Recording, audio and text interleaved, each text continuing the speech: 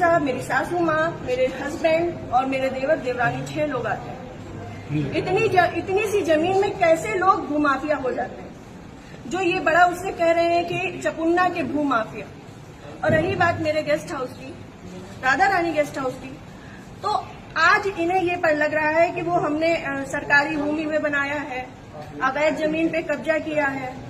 तब क्यों नहीं लग रहा था जब 5 साल से उसी में दावतें खा रहे थे, भारतीय जनता पार्टी की मीटिंगें कर रहे थे, हमारा पैसा खर्च करवा रहे थे, रोज मीटिंगें हो रही थी, तब क्यों नहीं ये आपको लगा था? आप पूर्व सांसद के ऊपर एक आरोप लगा रहे हैं। बिल्कुल, आप भी बीजेपी के कार्यकर्ता? मैं बीजेपी की कार्यकर्ता हूं और बीजेपी में ही काम करती हूं शुरू से लेके लास्ट तक। जब तक मेरा जीवन मुझे अलाउ करेगा, जब तक ये कन्नौज के नेता मुझे सहज भारतीय जनता पार्टी में रहने देंगे, तब तक मैं भारतीय जनता पार्टी की ही सदस्य हूँ।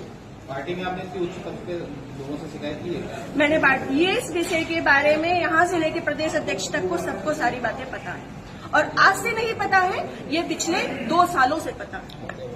मेरे पिताजी, मेरे ससुर साहब, मेरे हस्बैंड, हम सब लोगों के लिए हत्या तक का मतलब षड्यंत्र रचा जा चुका है, और विगत के चुनाव के निर्णय के बाद ही रचा गया। पिछली 4 जून को रिजल्ट आया है, पिछली 3 जून को ये हमारे गांव गए थे। हमारे गांव जाकर के इन्होंने, हमारे राइवल्स हैं जो, उनके घर जाकर के इन्होंने 2 घंटे की बैठक रखी जिसमें षड्यंत्र रचा गया।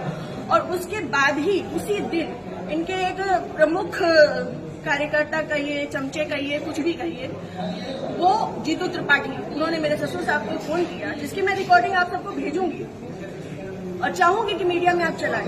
उन्होंने मेरे ससुर साहब को धमकी दी कि अगर चपुन्ना चुनाव नहीं जीता तो आपको 4 तारीख के बाद देख लिया जाएगा।